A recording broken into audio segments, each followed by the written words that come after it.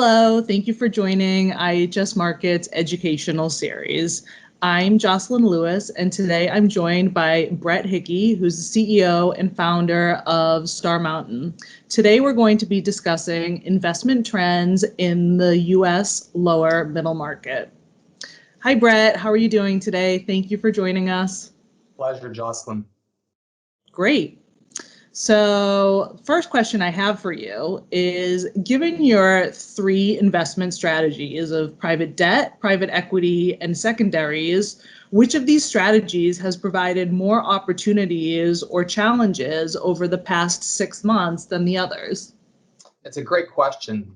I would say in general, the private credit where we focus is lower middle market, non-sponsored credit, and often looking for some complexities where we can be a value-added partner. So the one thing that happens in all downturns, including this one, is that you get challenged companies. And where we have performed and executed against one of our strategies is financing acquisitions of distressed portfolio companies on behalf of our performing portfolio companies. For example, we helped one of our portfolio companies buy a competitor out of bankruptcy at what we think is a pretty attractive valuation. And so on the credit side of our business, I would say that's generally been more attractive. In addition, the banks have gelled within the lower middle market, particularly non-sponsored where they're less active, and that makes it more valuable for us. On the opposite end of the spectrum, I would say the general private equity, what we have done in this downturn, which is similar to prior downturns, is tweaked some of our private equity structuring to be more of a structured preferred equity versus control buyout. Still are doing some control buyouts, but often bridging the valuation gap by saying, fair enough, we're not sure exactly what the valuation should be, but if we do it in a preferred equity structure, we can mitigate our downside risk while still allowing the business owner to have the upside potential embedded in their business that they think. So that's more of a, I'll call it rejiggering of the private equity side.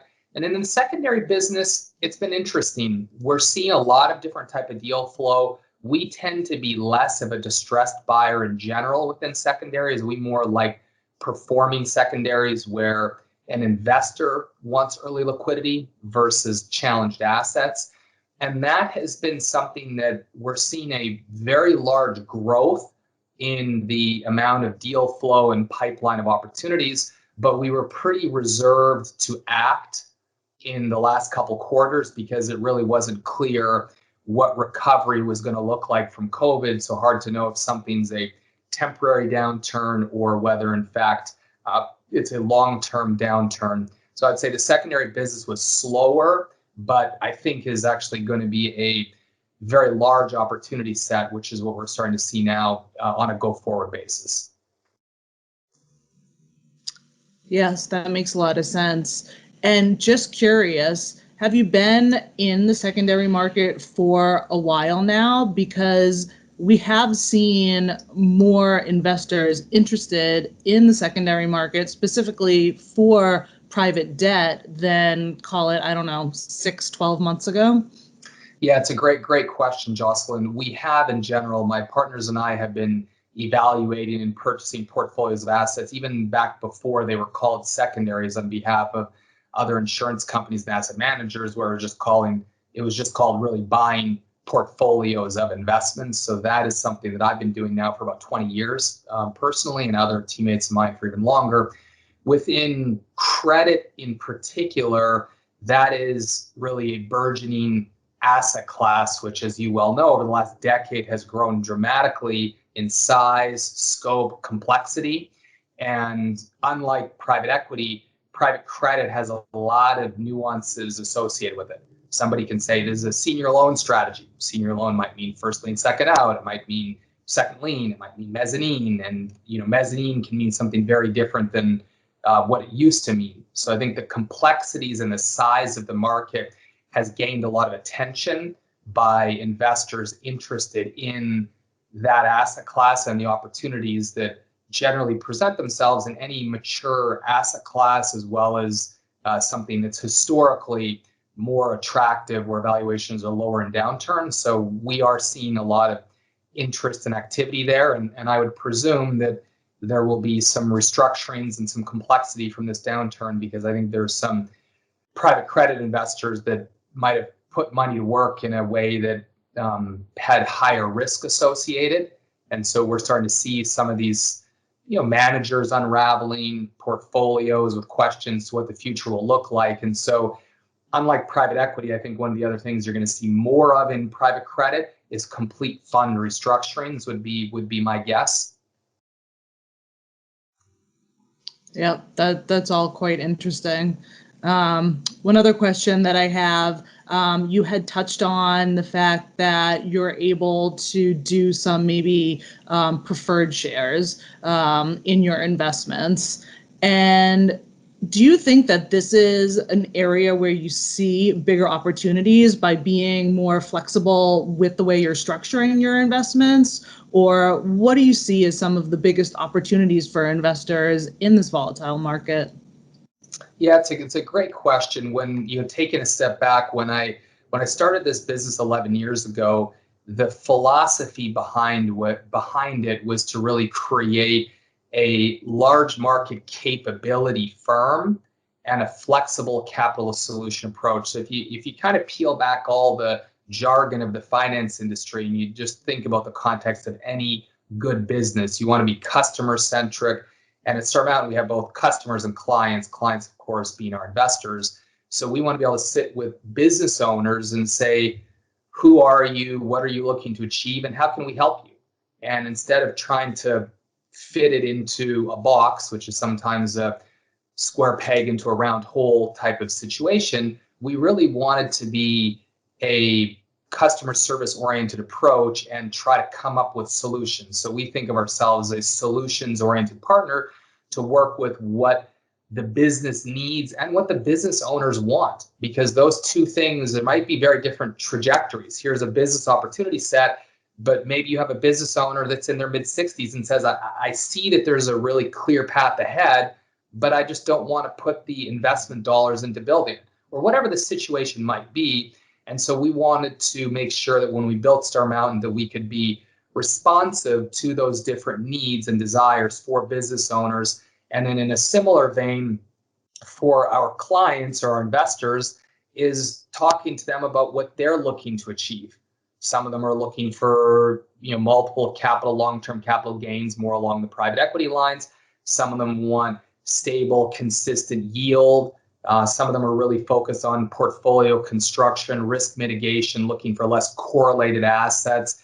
And so having different types of products and structures, all within an asset class that represents about 60% roughly of the US economy. It's a huge marketplace, the US lower middle market. It's a massive, massive market. And within that, there are the various types of structures and opportunities. And that allows us to also try to be more solutions oriented for our investors and what they're looking to achieve. And again, not trying to pigeonhole them into something that might not be as ideal for what they're looking to get out of their investment. Absolutely. That makes a lot of sense. And what about industries specifically in a volatile market? Are you more sensitive to the specific industries that you're choosing to invest in? Yeah, the industry is a great question. Having grown up, as you know, in northwestern Canada, I paid for college working on the oil drilling rigs for a year. And growing up in a town that has a lot of commodity exposure in oil and gas, you can literally see the cycles. I used to joke, and when oil and gas was booming, everybody had brand new pickup trucks with snowmobiles and ATVs in the back of them that in many cases were literally worth 2 or 3 times as much as their house was, if you can believe that. And then a couple of years later, for sale signs on everything at 25 to 50% of what they paid for it a year ago. And so you literally just grow up feeling and seeing these cycles. And so while I'm extremely appreciative for the oil and gas industry for helping me work there for a year to pay for college, that's generally my exposure to it. And so we stay away from industries that our view is we can't do anything about. So we've decided that we're going to focus on a data-driven approach at Star Mountain to where we think we can have the biggest influence in the outcomes of our investing. So we stay away from energy, oil and gas within that, real estate generally, commodities, retail, to mention a few. And therefore, the sectors that we really like, we remain focused on with a few alters with respect to COVID. So one of the things we still like is education, but education is tough. If you think of preschool chains and things of that nature in today's economy, it's very uncertain what that's all going to look like. Children are still going to need to be educated, and a lot of parents want to get their kids out being educated. So there's frankly, I think a lot of real hardships from this pandemic that we're really just barely starting to see. But those sectors we're being much more cautious in right now because, look, COVID is still very unclear. People are getting people that previously had antibodies are getting COVID again. There are mutations of COVID. On the positive side, vaccines are coming along. So how will that all play out? Still very uncertain. Just like inflation, there are a lot of factors that could lead towards inflation, a lot of factors and precedents that could lead towards, not having inflation. We don't think it'll come in the short term, but, the next 2 years, it's uncertain. So given all these variables, what our focus is trying to look for outcomes that are as predictable as possible within as many different situations as possible. So things that we really like within the healthcare sector, for example, there are some transportation logistics businesses that are very niche, very dependable. For example, we recently invested into a peanut hauling company. Not sexy, not exciting, but people still eat peanuts and have peanuts in food, and presumably irrespective of what happens with COVID or what happens with the economy. There are other sectors that we're invested in, like telehealth, that were clear long-term trends, and COVID has just accelerated those trends and accelerated the work from home and different things like that. And how does that change consumer behavior? And I think a lot of these changes are no longer short-term, right? When somebody does something for an entire year, which is going to be at least that through this COVID dynamic, probably more like a year and a half, that's no longer a short-term thing. People will have altered their behaviors in a lot of ways, and I think that's going to impact a lot of industries. So we're focused on really thinking about where are the trends, how are they shifting, and where can you, as best you can, catch the rising tides and avoid the less certain outcomes. And thankfully, within the U.S. lower middle market, it's such a big, dynamic, diversified market, we can afford to be selective in what we're looking for. Yeah, no, that's definitely a lot to think about. You touched on telehealth, for example. I mean, I absolutely agree that, telehealth is performing better than I think anybody had ever underwritten, because this whole COVID pandemic has just accelerated the need for that service. It's the same thing with Zoom, had we all had the foresight to heavily invest in Zoom, Peloton, some of these, companies that are really there as our consumer behavior changes. Distribution networks too, as you think about how the buying power has really shifted from brick and mortar over to online too. Sure. We'll see how that all plays out over the holidays, but shipping is going to be probably quite challenging. One of the other things that I'm curious about, just because, you still maintain your focus in the lower middle market, is that I was under the impression that larger companies maintain their revenue more easily than smaller middle market companies. Maybe they're not as concentrated. Maybe they have larger buying power. But I understand that you have some data that shows that once a company emerges from their startup phase and achieves at least $10 million of LTM revenue, that their annual revenue can not only grow faster, but it can be less volatile than the larger, more established companies. Can you maybe help me understand how smaller businesses can achieve this growth and stability? Yeah, it's a great question. And one of our jobs as investors is to try to separate assumptions from facts and feelings from facts and really take data-driven approaches to what we do. There are a lot of things that we assume in life, and we're all biased. We're all biased based on what we read, what we see. And it's interesting, in technology today, I think we're even more biased because what we see is very curated often. And so a lot of people don't really dig down into traditional research to say, well, let me find the details and figure out based on that, what is your most alpha generating or best investment strategy.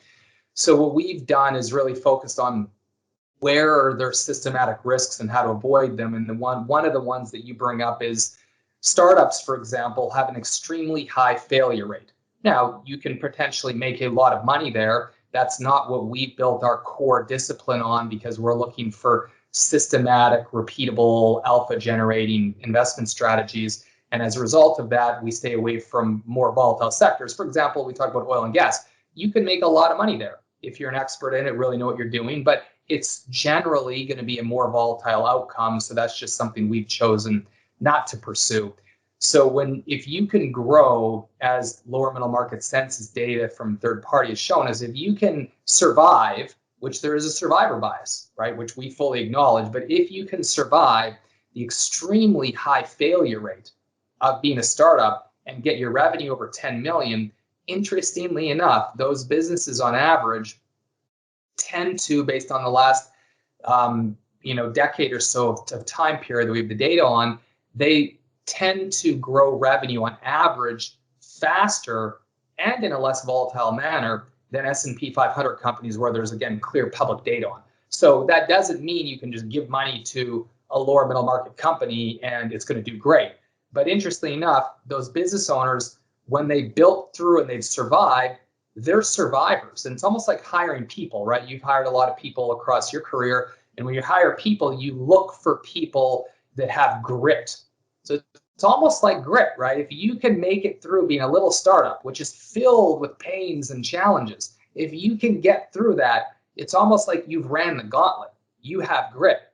And so it's kind of interesting. This is the first time I've thought of it in that type of characterization. But these businesses have grit, they're resilient, and we look at businesses generally that have, close to a 20-year operating history. So not only have they grown to a certain level, but they also have grown through and survived and managed and operated through multiple downturns, which we think is important. Every downturn is different, but what is similar is dealing with stress, dealing with challenges, dealing with adversity, and how do you overcome that? And then we really look into operations of smaller businesses that we invest in as well.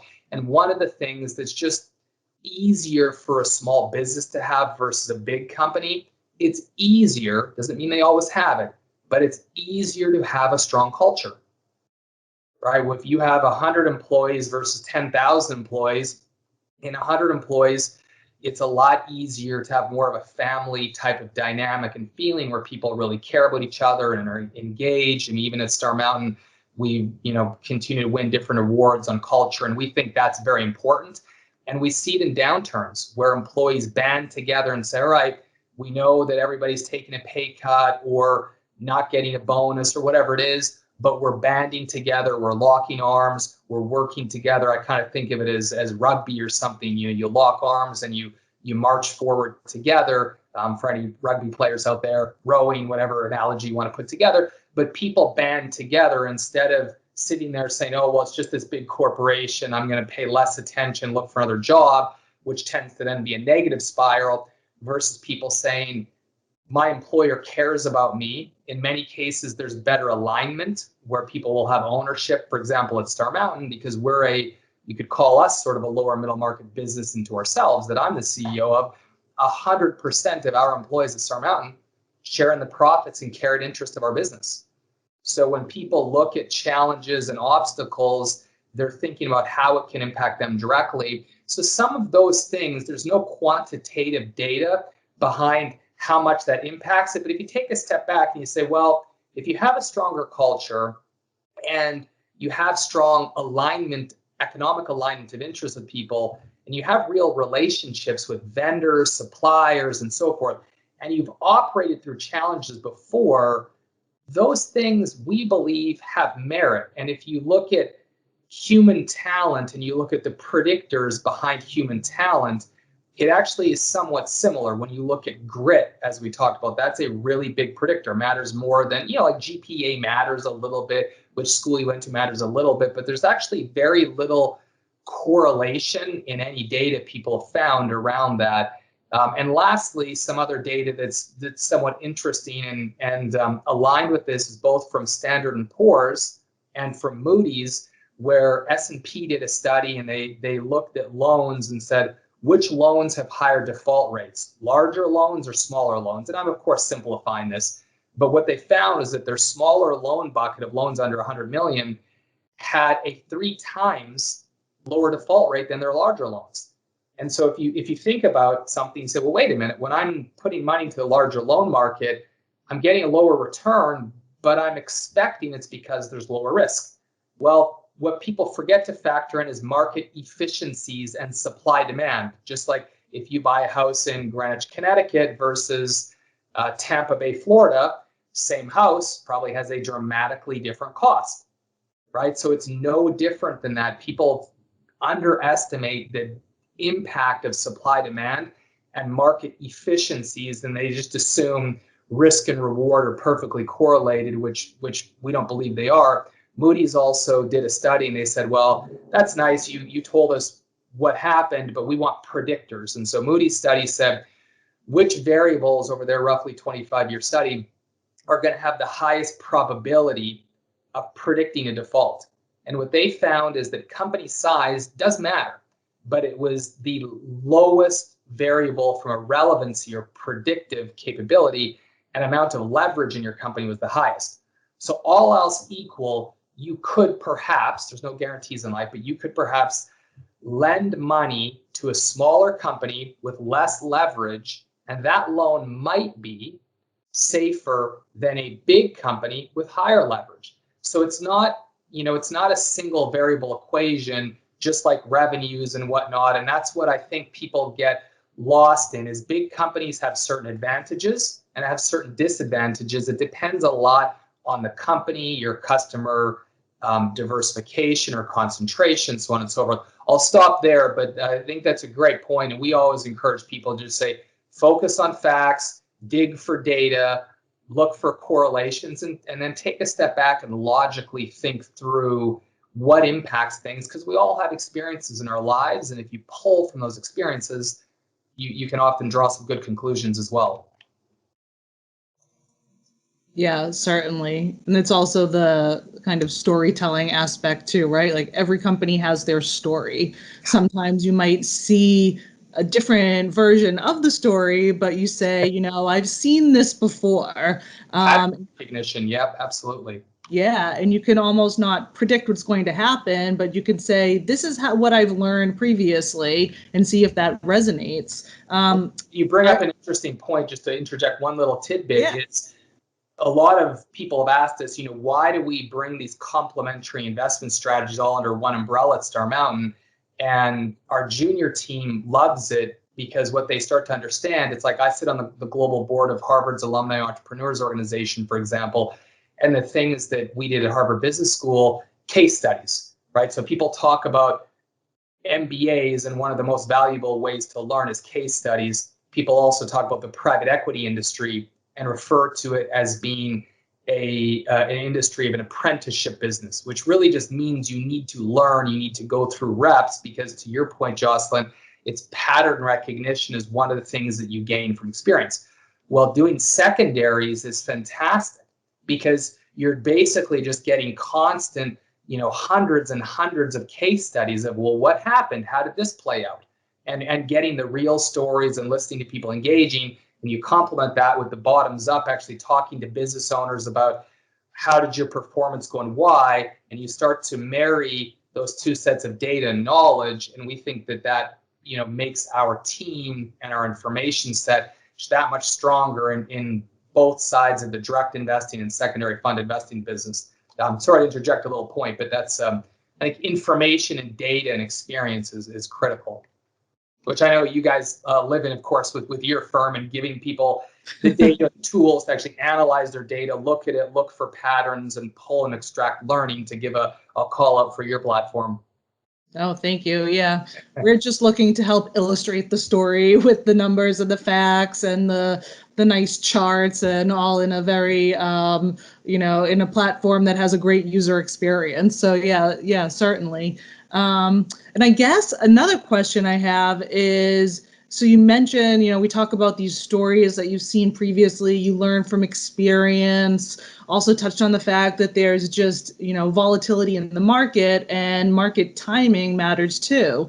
But then if we look at where we are today, the market has been volatile. It seems like in some of the globe, COVID is coming back. I think the US is starting to see this kind of second wave as well. So that's going to strain the revenue and the liquidity of some businesses. So with that being said, and what you've learned so far, have your underwriting parameters for new opportunities changed as a result of COVID across your investment strategies? I guess any of the three? Yeah, it's a great question. In order of priority, when we look at businesses, we like liquidity, then liquidity.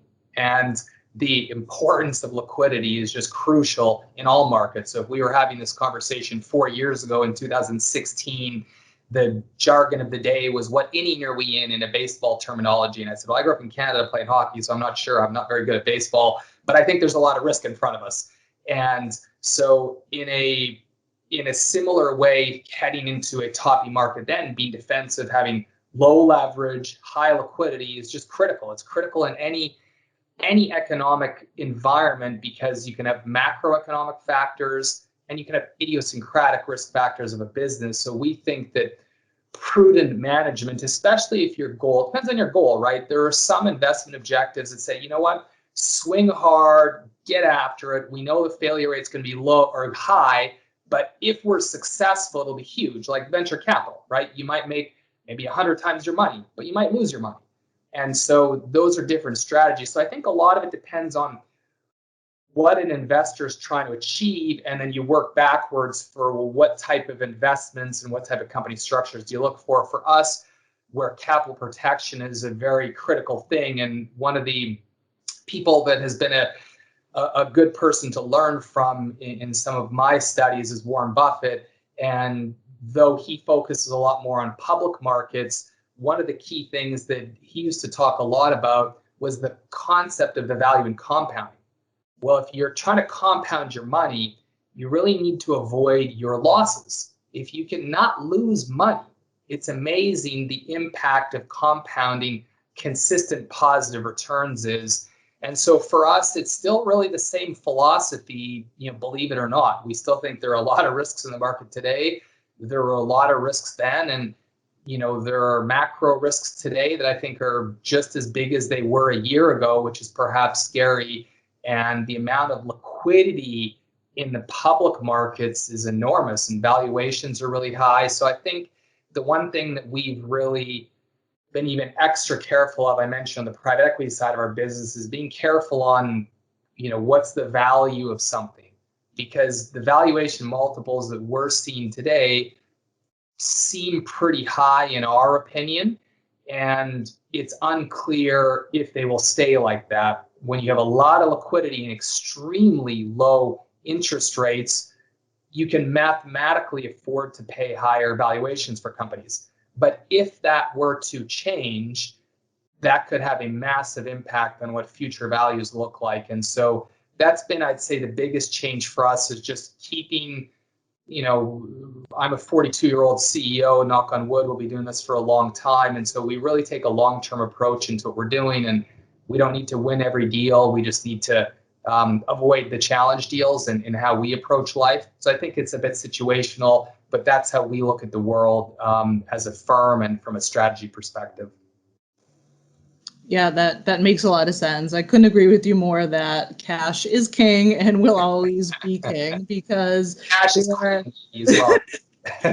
Yes, certainly. Queen, I would say that the queen can move in a much more volatile, agile manner in chess. I was watching the Queen's Gambit as a little series for Netflix. I know you've seen it, but pretty, yeah, it's an interesting little thing, but the queen in many cases is much more powerful than the king.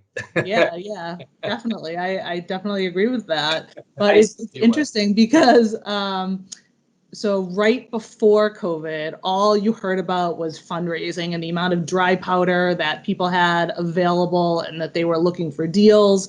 And some deals were even being done with very, covenant light terms, and people were surprised that some of the deals were getting done at the, or I guess in the structures that they were asking for. So now things have kind of flipped. And now some of those companies that didn't get the financing prior to COVID, now they're coming back and their terms have tightened up a bit. So they're maybe not able to get as much financing as they previously got because now the terms are more in the favor of the lender, and you might have tighter covenants, and now you're going to require amortization that's maybe going to be higher than before. But I wonder too, because we haven't really seen that much distress throughout our client base, but you kind of feel that it's coming. So is that because some of this dry powder has been used for, the term extend and pretend, kind of weather the storm and provide the liquidity in the interim?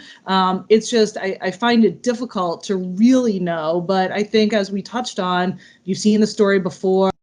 Stick to your underwriting parameters that you've had, prior to COVID. And even if you think back to prior recessions, and then, you're then mitigating your downside risk and coupling that with active portfolio management, you're then able to identify any risks and really get ahead of them rather than have to wait till they happen and say, oh my goodness, how did this occur? So I guess the last question I have for you, which does touch on kind of this change in behavior, how has your firm's investment in technology helped you be able to work from home more effectively? And what has surprised you as part of this whole COVID experience? Yeah, it's a good, you sort of see the value of technology in looking at the public markets, right? You look at the companies, their valuations. And so if you kind of pull backwards and learn from that and say, there's a lot of value in technology, right? Many of the most highly valued companies in the world are tech companies. So to think that your business can't increase its value and its capabilities by having strong technology, data, and information, I think is just wrong for pretty much every business and every industry. Technology is critical. And we actually, my CFO and I talked about this years ago, about 10 years ago. We said, are we going to be a company that kind of uses tech to help and support, or are we going to be tech enabled, or are we going to be, really deep investors in technology for our own business? And we decided that we were going to be deep investors in technology. So early on, we hired a full-time chief technology officer, in-house tech team.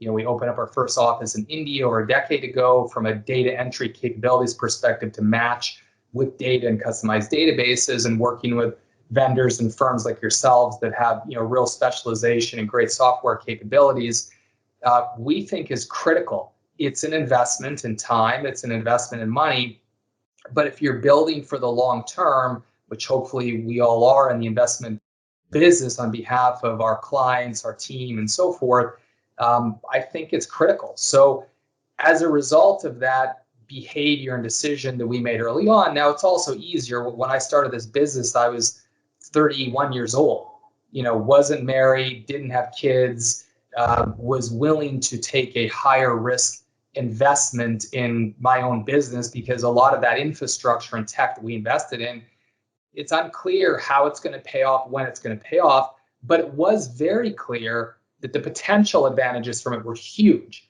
So one of the things that we also believe in the lower middle market is that not only is technology critical, but so is local. When you're dealing with local business owners, getting to know them personally, getting to know their businesses, their team, their customers, their clients, their cultures, to have that as part of our evaluation and underwriting process. We have at least one person local in over 20 cities across the United States. So that origination, underwriting, and portfolio management benefit that we get from them is crucial. Now, to have them connected culturally, yet be locally dispersed across the country, means that we have been in a normal cadence of having a lot of technology. And so the other thing that we believe in is creating as strong of work-life balance as we possibly can. We're in an industry that's very hardworking. We take it very seriously. What we do as fiduciaries, we know people are relying on us for their children's education, their retirement money, and so forth. And so, this is an industry that you have to take very seriously, but we want to try to, within that, give people the best lifestyles they can. So we've always supported, if you want a bit of flexibility to work from home on a Friday or something, we're going to build out a home office for you and create that environment. And so this was really just accelerating, frankly, only a little bit, what we had already built from an infrastructure perspective. And thankfully, and thanks to our technology team out there, this was very seamless, and it's worked out actually quite well for us with a lot of learnings. And I think we will emerge from COVID in a blended way of operating that I think is actually going to be a superior business model compared to what we had pre-COVID, because this has forced and accelerated some learnings. And for some people, being in the office is still more valuable. For other people with young families and whatnot in particular, working from home for a good amount of it has been more valuable. And so technology is really critical for that, Jocelyn, as well as a lot of the data-driven insights that we spoke about earlier. And having people put it in graphs and things and making the information clear and visible, critical. I mean, it's one thing to have massive spreadsheets of information, but if you can't pull and extract data from it, it's almost of no value. Yeah, you're 100% right. And the data has to be accurate. You have to be able to share it across your organization. And like you mentioned, where organizations are growing, if it's not just kind of throughout the US, I mean, we have some clients that are growing throughout different regions globally too. So the ability to all share information through one system just makes their team stronger because they have access to that information. So I couldn't agree more. And we've also benefited from kind of that flexible work-life environment, which I think that is a good thing that will come out of COVID for sure. But yeah, couldn't agree more. Well, thanks, Brett. I think that we've covered a lot today, and I really appreciate your insights. Is there anything else you wanted to touch on? No, I think that's great, Jocelyn. We appreciate your time and your team's time, and I think what you guys are doing is fantastic. And for people that haven't looked into how much data and technology and information can really benefit their business and the way people operate, so you can be sharing information and connecting, especially in today's environment. But this, again, it's like telehealth. The trend was there. This just accelerates the importance of having good technology partners and platforms like you guys have. So thank you very much for you and the IHS team, and hope everybody is doing well and staying safe. Yeah, likewise. Thank you so much, and have a great day. You too. Thank you.